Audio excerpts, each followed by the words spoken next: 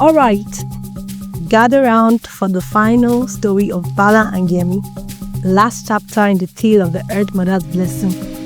You remember Ita and Amara? The earthlings? Well, their story, their journey as guardians. That's the most wondrous and unsettling of all. Because even when you think the darkness is gone, sometimes, it just changes form. For many years, peace reigned in our village. Ita and Amara, the earthlings, grew into strong and wise young adults, their powers blossoming like the most beautiful flowers in the dry season.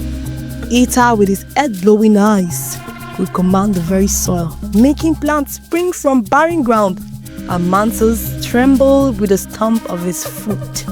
Amara, with her leaf-green eyes, could speak to the wind, calming storms with a whisper, and coaxing rain from the driest clouds with a song. They were loved and revered, not just in our village, but throughout the land. People came from far and wide to seek their help, their wisdom, their blessing. Ita healed the sick with herbs, poultices. Amara guided lost travelers with whispers of the wind. And together, they ensured the continued abundance of our harvest, the purity of our streams, the harmony of our land. But even in this golden age, a subtle unease began to creep in, a stillness before a storm. It started with the animals. They grew restless. The bird's song became hesitant. The fish in the stream swam deeper, seeking shadow. Then the wind changed. It wasn't the gentle, life-giving wind Amara commanded, but a cold, sharp wind from the north, biting and unsettling. Ita and Amara felt it first. This shift in the earth's rhythm, this chilling breath from the north. They would often stand together on the highest hill, gazing towards the distant mountains, their faces thoughtful, their earthling senses attuned to something unseen, something approaching. One evening, Amara turned to Ita, her green eyes troubled. "Brother," she said, "I feel it. A coldness coming, not like harmattan, something deeper, something hungry." Ita nodded, his dark eyes mirroring her concern. "I feel it too, sister. The earth, it shivers. The trees, they whisper warnings. Something old, something cold, it's waking in the north." And that was the beginning of the final trial, the greatest test of the Earth Mother's legacy. The moments when the stillness broke and the storm from the north truly began to gather. The unsettling feeling, it returned, not as a whisper, but as a cold hand gripping our hearts, a premonition of a darkness far deeper and more ancient than even Onijakar's shadow. The cold wind from the north grew stronger, more persistent, carrying with it not just whispers of emptiness, but a tangible chill, a freezing breath that seemed to suck the warmth from the land, the joy from our hearts. The vibrant colors of our village began to dull. The lush greens turned muted, the bright blooms fading as if touched by frost. It wasn't just a change in weather, it was unnatural. The cold was too deep, too penetrating, too lifeless. It felt like more than just winter approaching. It felt like something ancient, something malevolent was healing its frozen breath upon our land. Mama Ife, her ancient bones creaking with age and wisdom, recognized the signs immediately. She remembered stories from her grandmother, tales whispered around crackling fires on cold nights, stories of the spirit of endless winter, a being of pure coldness and barrenness, a force of nature twisted into eternal frost. She sought out Yemi and Bala, her face etched with deep worry. "Children," she said, her voice trembling, not with age this time, but with fear. "The cold wind, it is not natural. It is the breath of Iyi, the spirit of endless winter. it is waking. Yemi and Bala listened gravely, their hearts heavy with dread. They knew the legends of Iyi, the ancient enemy of the Earth Mother. They had hoped that after defeating Onijoka, such darkness was banished forever. But Iyi was a different kind of evil, a more primal, more relentless force. Amaife explained that Iyi was the opposite of the Earth Mother, a being of pure negation, seeking to extinguish all life, to freeze the world into eternal winter, to silence the songs of spring forever. She said Iyi was drawn to places of warmth and life, seeking to consume them, to turn them into frozen wastelands. In her village, blessed by Yemi, vibrant with life, radiating warmth and abundance, it was a beacon, a target for Iyi's chilling hunger. The unsettling feeling, it became a bone-deep dread, a chilling certainty that our village, our blessing, our very existence was threatened by a force of unimaginable coldness, a spirit of endless winter. Iyi, who was now exhaling its frozen breath upon our land, preparing to plunge us on into eternal night.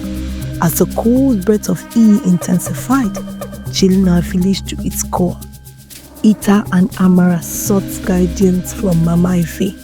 Desperate to understand the nature of this new threat and how to combat it, they sat at her feet, their young faces grave, their earthling senses overwhelmed by the encroaching coldness. Mama Ife, her eyes clouded with ancient memories, spoke of a prophecy, a forgotten verse from the oldest tales of the Earth Mother and Iyi, a prophecy whispered only in times of greatest peril, a prophecy of ice and bloom. The prophecy speaks of a time, she said, her voice low and solemn, when the cold wind will rise again, when Iyi will awaken from its icy slumber, seeking to claim the world for eternal winter. In that time of darkness, only the children of the Earth Mother, the earthlings born of blessing and courage, can stand against the frozen breath, can rekindle the flame of fire, can restore balance and banish the endless winter. She explained that the prophecy spoke of a specific ritual, a counter spell to Iyi's chilling magic, a ritual that required the combined power of earth and sky, the essence of warmth and life, the very qualities embodied by Ita and Amara. But the ritual was perilous, demanding a journey to the heart of Iyi's domain, a confrontation with the spirit of endless winter itself. The paths will be fraught with danger, Mama Ife warned, her eyes filled with concern for the young earthlings. Iyi is powerful, ancient and cunning. It will test you, tempt you, try to break you. You must be strong. Ita, Amara, strong in your hearts, strong in your connection to the earth, strong in your love for each other and for the village. She revealed that the ritual required 3 sacred items: a flame that burns with the Earth Mother's warmth, a stone that holds the Earth's enduring strength, and a song that carries the sky's boundless hope. These items scattered across the land, guarded by spirit and trials, needed to be gathered and brought to the heart of Iyi's domain, to the frozen peak in the northern mountains.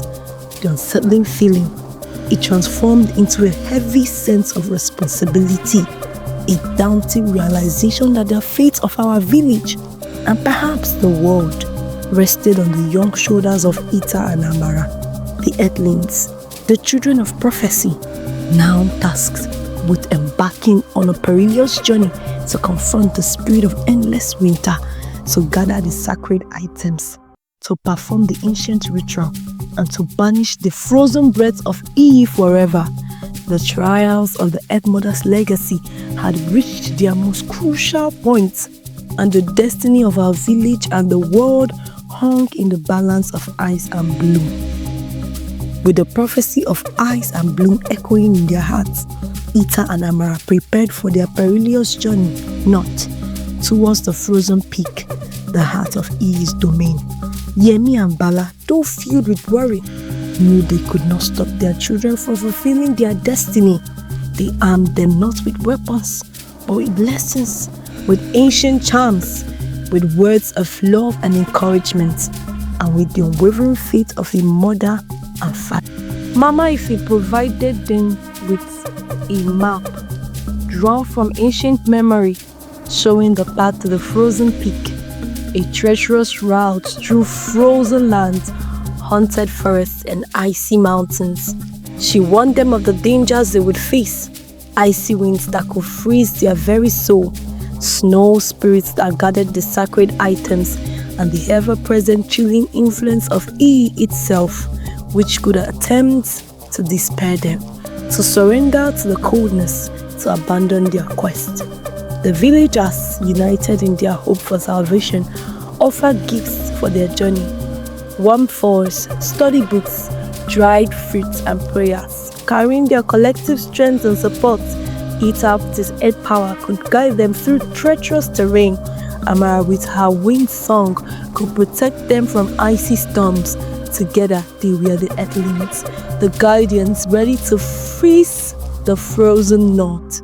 As they journeyed north, the land transformed. The familiar greens and flowers of our village gave way to a landscape of grey and white, a vibrant life replaced by a stark frozen beauty. Trees stood bare and skeletal, their branches coated in ice. The ground crunched beneath their feet with every step. The air grew colder, sharper, biting at their skin, chilling them to the bone.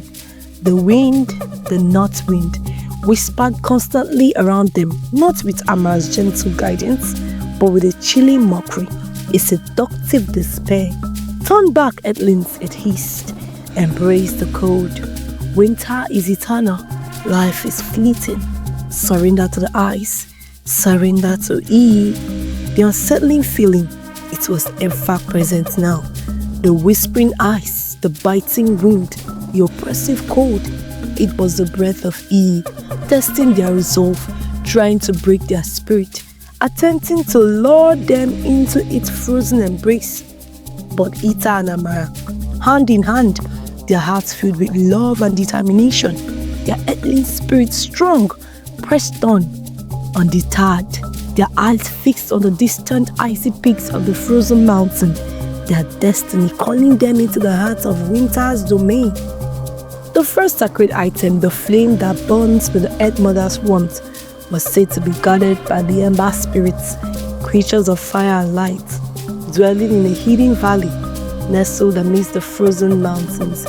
Ita and Amara, guided by Mama Ife's app and Amara's wind sense, eventually found the valley, a place of stark beauty, where plumes of smoke rose from geothermal vents and patches of moss stubbornly clung to the icy rocks, hinting at a hidden warmth beneath the frozen surface.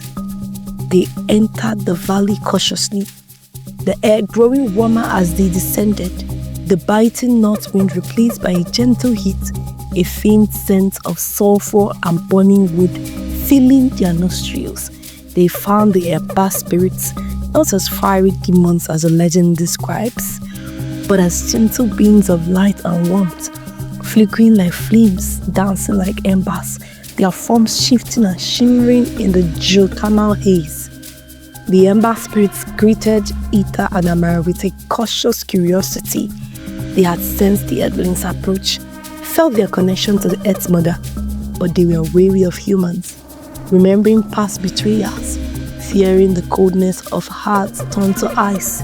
Ita and Amara, guided by Yemi's teachings and their own earthling instincts, approached the embark spirits with respect and humility, offering gifts of warm earth and songs of spring, demonstrating their pure intentions, their desire for balance, their plea for help against encroaching cold.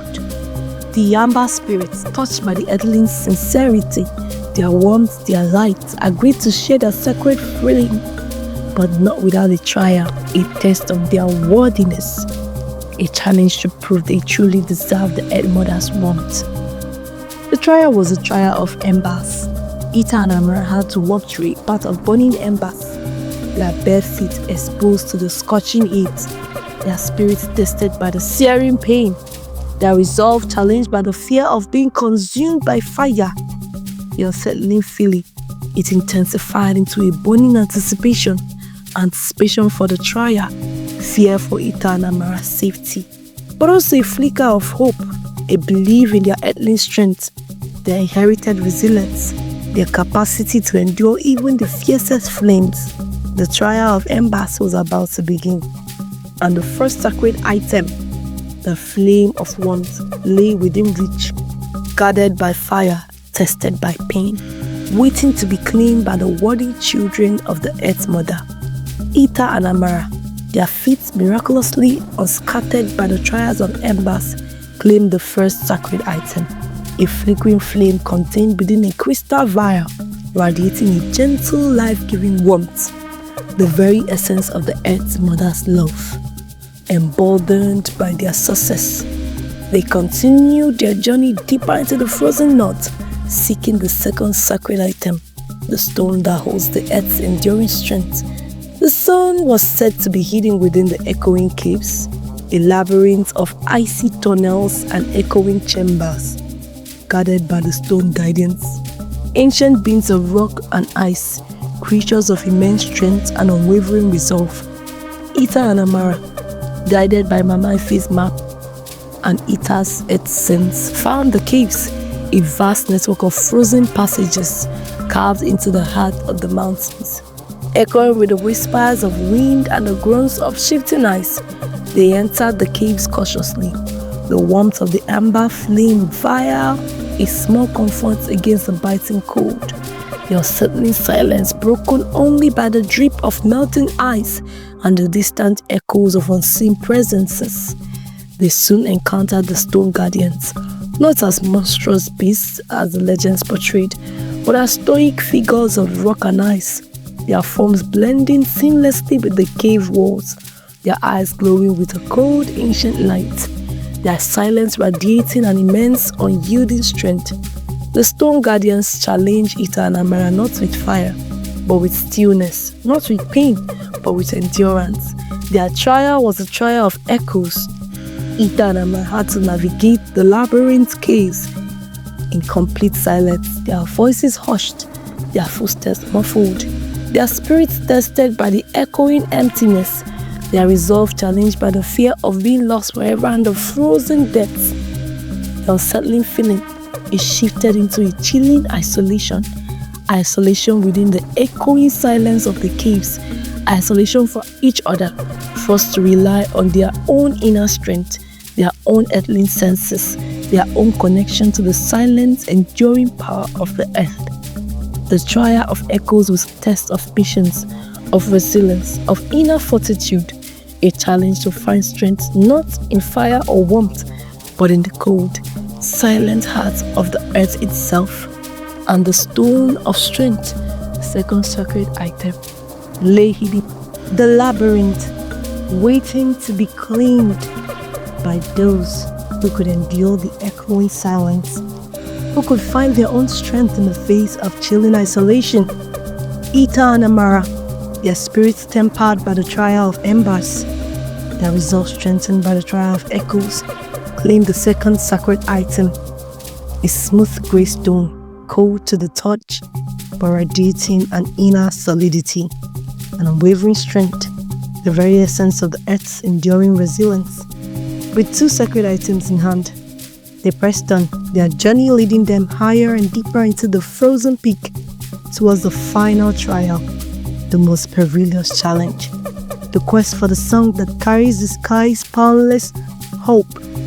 The song was said to be guarded by the ice serenes, ethereal beings of wind and ice, creatures of haunting beauty and chilling despair, dwelling at the summit of the frozen peak, where the sky met the earth in a swirling vortex of snow and ice. Ita and Amara, guided by Mama Ife's app and Amara's treacherous crevices, their bodies weary, their spirit tested, the cold breath of E growing stronger with every step. They reached the summit, a desolate expanse of ice and snow, where the wind howled like a mournful spirit and the air shimmered with a cold, ethereal light.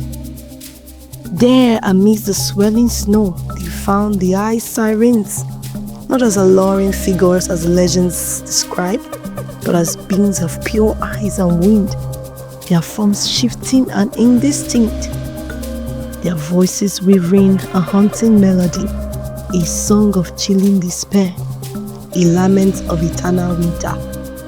The ice sirens challenge Ita and Amara not with fire or silence, but with sorrow, not with pain or isolation, but with despair.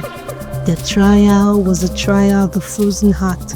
Ita and Amara had to resist the siren's song, to withstand its chilling beauty, to overcome its seductive despair. Their spirits tested by the weight of eternal winter, their resolve challenged by the fear of losing all, of succumbing to the frozen heart of E's domain. The unsettling feeling it morphed into a soul-crushing despair. Despair at the siren's song, despair at the endless winter surrounding them, despair at the seamless, impossible task ahead.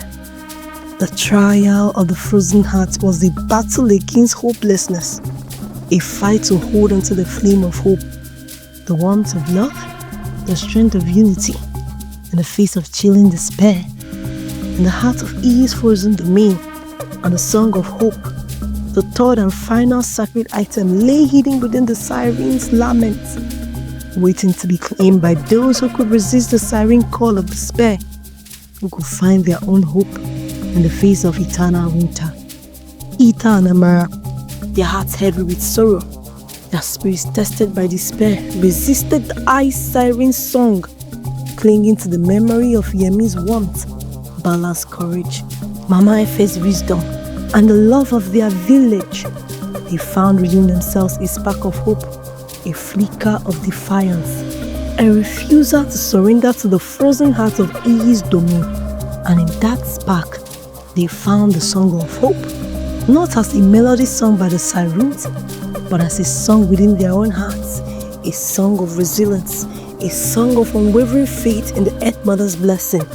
With all three sacred items, the flame of warmth, the stone of strength, and the song of hope, Ita and Amara returned to the heart of E's domain, to the frozen peak summit, ready to perform the ritual of balance, to confront the spirit of endless winter, to banish its chilling breath, and to restore warmth and life to our land. They stooped at the summit, facing the howling wind, the swelling snow, the oppressive cold, their small bodies radiating a combined earthling power, a beacon of light and warmth in the frozen wasteland. They placed the stone of strength upon the icy ground, anchoring themselves to the earth's enduring power. They lit the sacred flame, its warmth spreading outwards, melting the ice around them, pushing back the chilling cold. And then Amara began to sing, her voice clear and pure, carrying the song of hope, weaving a melody of spring and renewal, a counterpoint to the siren's lament, a challenge to E's frozen heart. As Amara sang, Ita channeled the earth's energy, drawing power from the stone of strength, focusing his earthling wheel, directing the sacred flame, amplifying Amara's song, creating a vortex of balanced energy, a swelling force of warmth and light, earth and sky, hope and resilience, aimed directly at the heart of E's domain. Suddenly, the snowstorm intensified. The wind howled louder. The ice beneath their feet cracked and groaned. A shadowy figure emerged from the swelling snow, a colossal form of ice and darkness, its eyes burning with glacial fire, its voice a chilling whisper that echoed across the frozen peak. E, the spirit of endless winter, had awakened, confronted, challenged by the earthlings, by the legacy of the Earth Mother.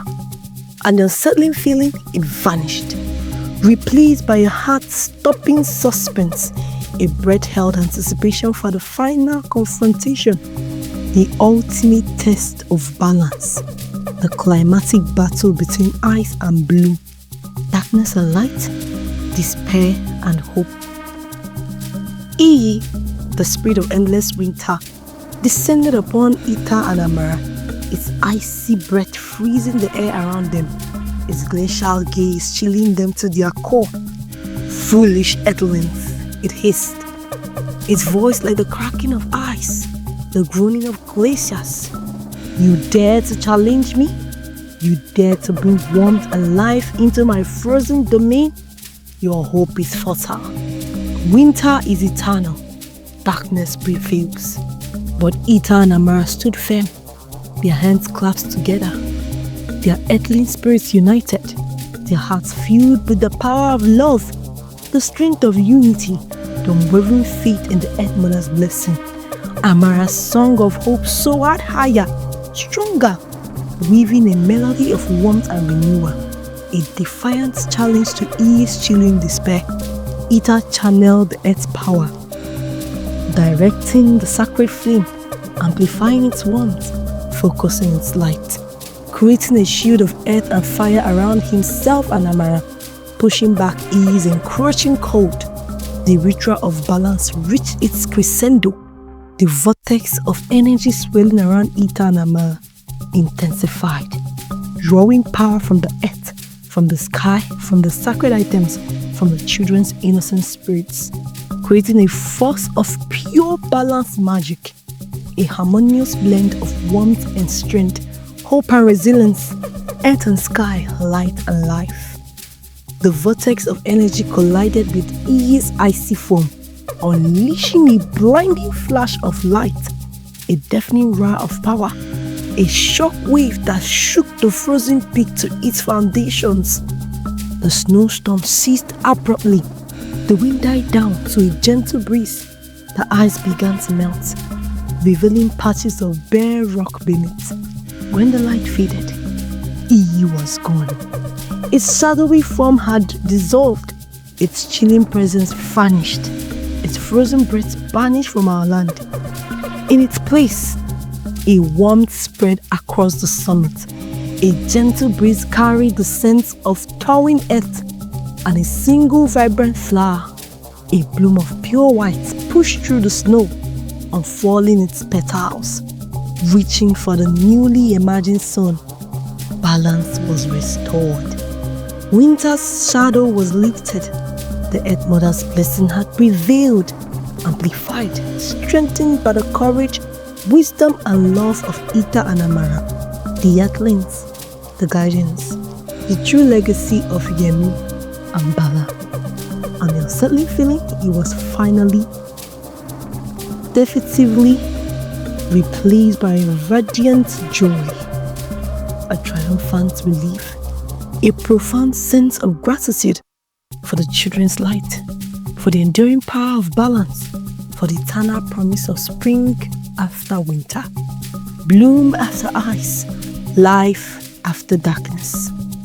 The trials of the Earth Mother's legacy were complete, and the light of hope carried by Ita and Amara would shine brightly upon our world for generations to come. With E banished and balance restored, Ita and Amara returned to our village, not as children anymore, but as heroes, as guardians, as living embodiments of the Earth Mother's legacy. They were greeted with joyous celebrations, with heartfelt gratitude, with unwavering love and respect. Our village, safe from eternal winter, reborn into a new spring, flourished under their gentle guidance, their balanced wisdom, their unwavering light. Ita and Amara, though revered and celebrated, remained humble, grounded, deeply connected to the earth and to their community. They continue to heal, to guide, to protect, their powers growing stronger, their wisdom deepening with each passing year. They travel throughout the land, extending the Earth Mother's blessing, banishing shadows, restoring balance wherever they went, becoming legends in their own right, guardians of the entire world, not just our small village. Yemi and Bala, their hearts overflowing with pride and love, watched their children ascend to their destined roles, their legacy secure, their lost story echoing through generations, a timeless tale of courage, kindness, and the extraordinary power of embracing the unexpected. They lived long, happy lives, their wisdom guiding our village, their presence a constant source of strength and comfort, their love a beacon of hope for all who knew them. And me, old wisdom, I've lived to witness the full bloom of the Earth Mother's legacy, to see Ita and Amara become the guardians of the Earth, to share their story and the story of Yemi and Bala with all who will listen, to pass on the timeless lessons of courage, kindness, balance, and the enduring power of love and hope. The unsettling feeling?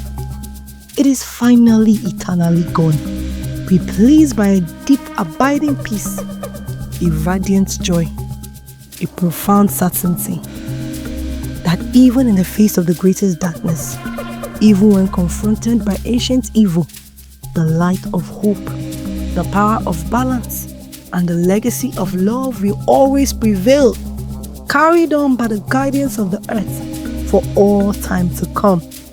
Now you have heard the complete and final saga of Bala and Yemi, the full tale of the Earth Mother's blessing, the enduring legacy of love and light, carried on by Ita and Amara, the guardians of the earth. But even final stories can have new beginnings, and the world is always turning, always changing, always full of new wonders and new mysteries. In the next story, if you thought today's story was intriguing, wait until you watch the next one. Every dog in the village barked at the akara seller, but no one knew why until one fateful day when the truth was finally revealed. What secret was she hiding? Why did the dog sense something humans couldn't? Find out in our next thrilling folktale. You won't believe how it ends. Make sure you subscribe and turn on notifications so you don't miss it. See you in the next story.